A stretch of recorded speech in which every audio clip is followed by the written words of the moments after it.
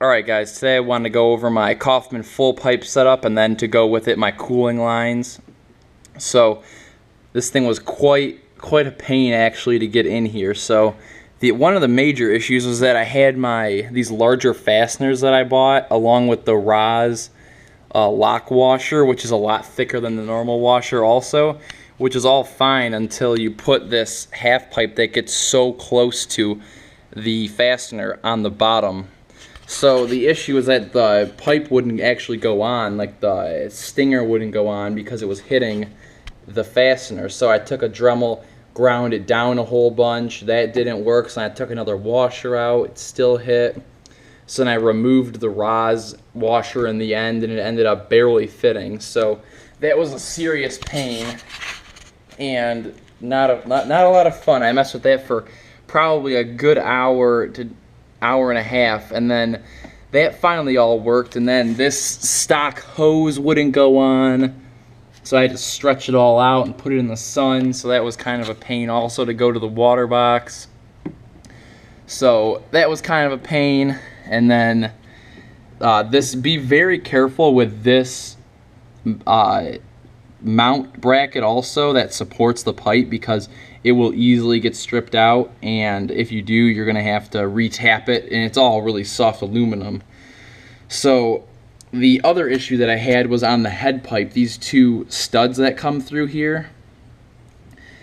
The guy before me who had this thing, I think that this is a fresh powder coat on this thing. As you can see, it looks brand new, but he didn't put the studs in all the way, and I thought that they were way longer than they were. So when I went to tighten this stud on, it ended up just pulling the stud through because it barely had any threads in it. So luckily I ended up being able to just force the threads back in, and it didn't matter that I damaged the top of the threads. I didn't have to re-tap it. But I just wanted to say, just be really careful when putting these pipes together. Make sure that your studs are all the way in and they're not hanging out too far, or else it'll just pull the threads right through and ruin that. You'll have to drill, tap, and a whole bunch more work that'll go along with all that. So just be careful.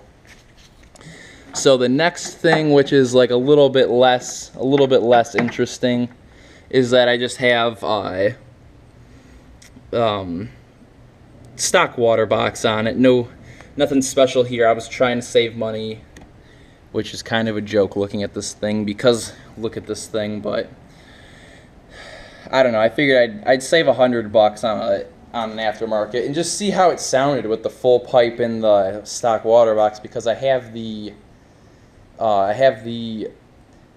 Coffman kind of like open aluminum water box and a half pipe on my other one. So that thing sounded so like raspy and tinny that I figured I would just check out and see how this one sounded with a full pipe and a stock.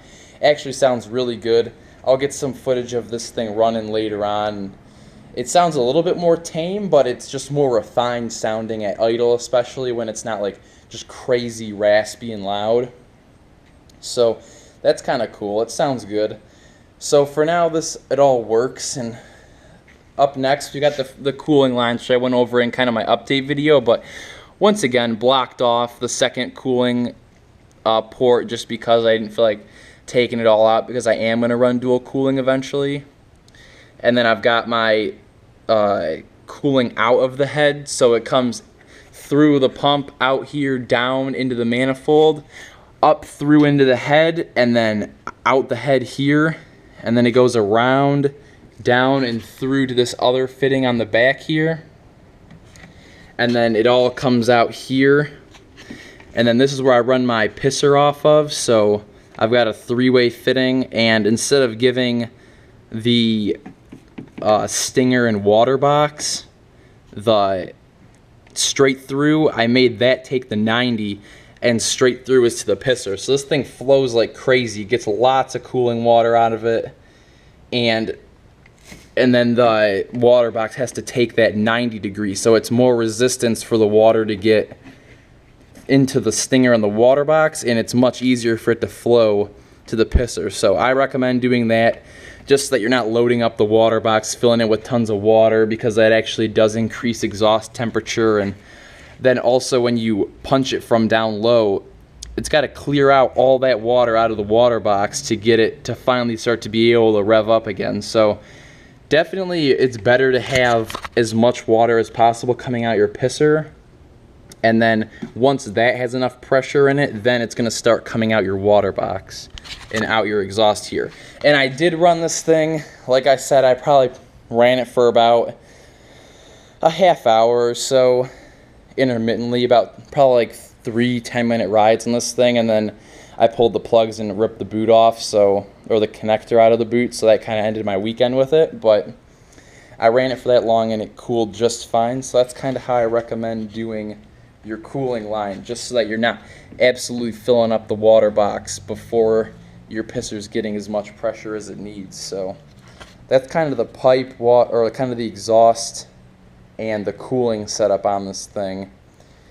And I'll see you guys in the next one.